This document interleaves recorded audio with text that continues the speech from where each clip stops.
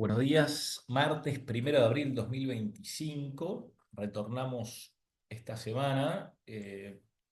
Ya les adelanto que los videos van a volver a la dinámica de los viernes a partir de este viernes. Mientras tanto, cerramos una nueva semana con caídas, una semana donde, como bien ponemos en el título, de los datos se deterioraron, los datos macro, justo antes del día de la liberación, el día en que Trump le dio a llamar el 2 de abril, o sea, mañana, en donde se anunciarían nuevas tarifas de parte de Estados Unidos, aunque, como sabemos, ya tuvimos algún anuncio previo a autos importados durante la semana, y eso de alguna manera estuvo un poco detrás de las caídas, junto con algunos datos que, como mencionábamos, han mostrado cierto deterioro. Los mercados en general cerraron con fuertes caídas. Los mercados americanos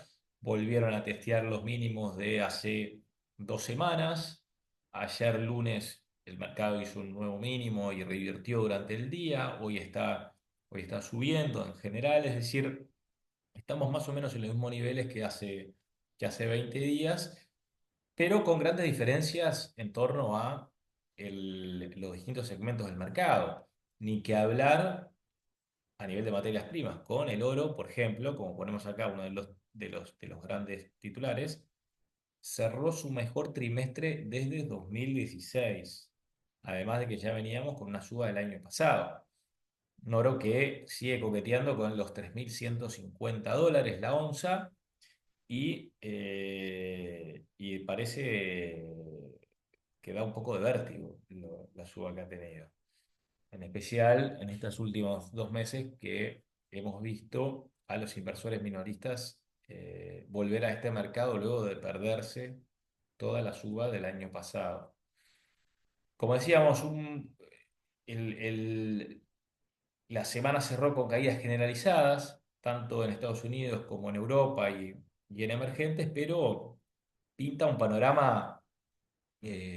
No solo el mes de marzo ha sido dramática la diferencia entre, por ejemplo, emergentes y Estados Unidos, que si lo llevamos al trimestre, bueno, Europa, China, Brasil, realmente le saca una diferencia abismal a Estados Unidos, luego de lo que han sido años, no solamente el año pasado, han sido años en donde muchos cuestionaron las ventajas de la diversificación. Obviamente estas cosas, cuando pasan, aparecen los que insisten, bueno, es momento de diversificar. Claramente hay momentos para concentrarse a un lado, hay momentos para concentrarse a otro, pero siempre es importante mantener una cartera diversificada, no solo a nivel de activos, sino también dentro de renta variable. Prueba de ello, lógicamente, es el comportamiento de lo que ha sido este año. Abismal la diferencia. En renta fija, las tasas se estabilizaron, pero estamos cerrando un trimestre mayormente positivo, particularmente en la deuda soberana, con el retroceso de las tasas largas. Y a nivel del resto de los activos, el oro, como decíamos, bueno, se cierra como el activo de mejor performance en lo que va del año. Una semana donde, como ponemos acá, particularmente lo que tiene que ver con la inflación, al gráfico a la izquierda, el PCI Core, o sea, sigue siendo un entorno desafiante, complicado. El dato subyacente subió 0,4 mensual en febrero y llegó a la tasa anual en 2,8. ¿Ah? Está por debajo de los niveles de los últimos años. Claramente marca la dificultad que tiene la Fed para controlar la presión de precios, particularmente en esta última etapa.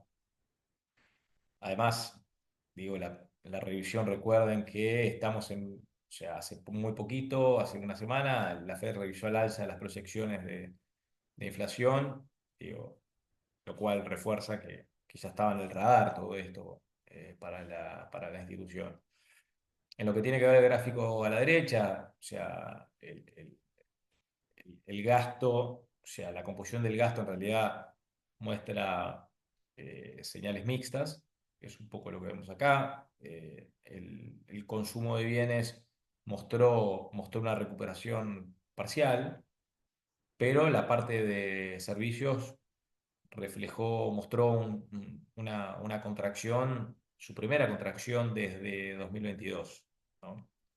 Eh, Estamos en un entorno donde la confianza del consumidor, como hemos hablado, está a su nivel más bajo en más de 10 años, creo que 12 años, lo que refuerza un poco la cautela que tienen los consumidores en la actualidad, ¿no? Eh, la pregunta que uno más o menos se puede hacer en esto es si este panorama, si la debilidad que está mostrando el consumidor es algo transitorio, tras lo que fue un sólido últimos 2 años, o si estamos viendo algún tipo de cambio más estructural, o sea, el ahorro, la tasa de ahorro ha subido, ¿ah? Lo que podría ser una respuesta más preventiva ante mayores costos, ¿no? Por las inminentes aranceles que va a anunciar Estados Unidos, pero con este combo de inflación persistentemente alta y debilidad en el gasto y algún riesgo de disrupción comercial, bueno, el primer trimestre se perfila como uno de desaceleración y es un poco lo que muestran los distintos indicadores, ¿no? La Fed de Atlanta está mostrando un PBI para el primer trimestre flat o ligeramente negativo, ¿no? Eh, pero bueno, esto es algo que lo veremos y claramente el foco y las decisiones que van a tomar los consumidores posiblemente estén condicionados a lo que vaya a anunciarse mañana. Pero bueno, como decíamos, las acciones americanas han tenido un trimestre bastante malo, nada dramático, pero una corrección del entorno del 10 hasta ahora, cuando otros mercados han estado subiendo, como veíamos, pero otros activos también. El caso del oro, como vemos acá, su mejor trimestre desde el 2016. Un oro que ha venido subiendo y la pregunta que muchos se hacen es, bueno, ¿hasta dónde sube? Obviamente no lo sabemos, pero está claro que la magnitud de la suba debería estabilizarse, debería empezar a consolidar al menos, producto de los fuertes flujos que viene recibiendo el sector en el último tiempo. Y ya entrando un poco a la dinámica de mercados, algo que ha empezado a tener cada vez más ruido, ¿no? Es, en cuanto a la estructura de mercado, la comparativa con algunos episodios que parecen similar. Y bueno, y uno de las comparativas que más están teniendo fuerza en la actualidad es la corrección actual versus la corrección del cuarto trimestre del 2018, una corrección que comenzó a principios de octubre y terminó el 24 de diciembre, muchos se acuerdan, yo la tengo muy presente, eh, en Nochebuena hizo el piso de mercado, pero fuera de eso era un entorno diferente, sí tenía que ver con la posibilidad de implementación de nuevas tarifas por parte de Trump, pero una Fed que venía subiendo tasas, ¿no? Y justamente esa caída lo llevó a esta última caída que vemos acá reflejada fue el golpe que hizo torcer el brazo a la Fed y con eso le puso un piso al mercado y desde ahí el mercado volvió a subir. La dinámica, perdón, la dinámica actual es otra del lado fundamental, pero en cuanto a la estructura es bastante similar. De hecho, tuvimos esta primera caída, que es esta de acá, tuvimos el rebote y tuvimos una caída posterior, que es la que vimos, por ejemplo, hasta ayer, que hizo un nuevo mínimo, pero podemos decir que es bastante similar. Entonces, aquellos que están en este campo, ¿no? En el campo de ecos del 2018, esperan que un rebote hasta la media móvil de 200 días nuevamente, parecido a lo que vimos acá, hasta 2000, hasta 5.750, 5.800, y desde ahí una caída adicional que la ponga más cerca de los 5.100. Es un poco lo que están parados en este escenario. O sea, no podemos descartarlo, pero a partir del próximo rebote, bueno, tendremos más evidencia sobre lo que puede dar o lo que puede llegar a ser el comportamiento posterior, ¿no? Pero por ahora es muy pronto. Vamos a ver mañana cómo reacciona el mercado, pero la realidad es que se ha posicionado tan negativamente que por más anuncios que haya, eh, es probable que la reacción sea más bien positiva o al menos pasada la caída inicial, bueno, la reacción sea más bien positiva por todo el negativismo que hemos visto en estos últimos días. Pero si alargamos un poquito el horizonte, ¿no? Empezamos a ver algunos aspectos positivos. Lo primero es lo que mencionaba recién. O sea, ayer tuvimos un nuevo mínimo, pero algunos indicadores marcan algunas divergencias positivas, es decir, los indicadores de amplitud en general no hicieron nuevos mínimos, y eso generalmente suele ser una condición necesaria en los momentos en que el mercado hace piso. Eso se dio ayer, y bueno, por tanto es un aspecto para destacar.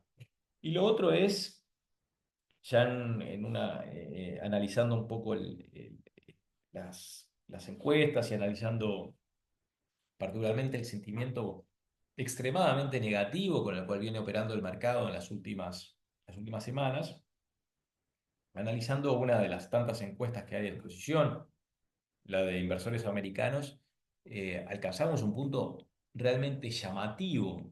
Llamativo, ¿por qué? Porque como vemos acá, no es muy común encontrar a los inversores con una posición bajista, eh, con más del 50% de los inversores con una posición bajista durante 5 semanas consecutivas. Desde el 90, en que existe esta encuesta, hace 35 años, solamente ocurrió en dos oportunidades, que fue en el año 90 y en el año, que es lo que vemos acá, estamos hablando 2022. Y en ambos casos eh, fueron puntos importantes, de pisos importantes. De hecho, lo que vemos acá, los rendimientos promedios 6 y 12 meses son muy positivos. Una muestra muy pequeña, ¿no? Desde el punto de vista estadístico, esto es una aberración lo que estoy haciendo. Sin embargo, lo que quiero mostrarles es la poca frecuencia con la cual el mercado opera con un nivel de sentimiento tan negativo. Ni siquiera en el 2008 se dio esto, para que tengan una idea. Es decir, el mercado realmente, o los inversores realmente tienen miedo, a pesar de que el mercado no ha caído tanto como en otras oportunidades. La evidencia histórica, muy pequeña, como decía, muestra que con un horizonte largo, 12 meses, estos momentos son muy atractivos, o han sido muy atractivos como puntos de compra. Así que bueno, esto es todo por hoy. Que tengan una muy buena semana.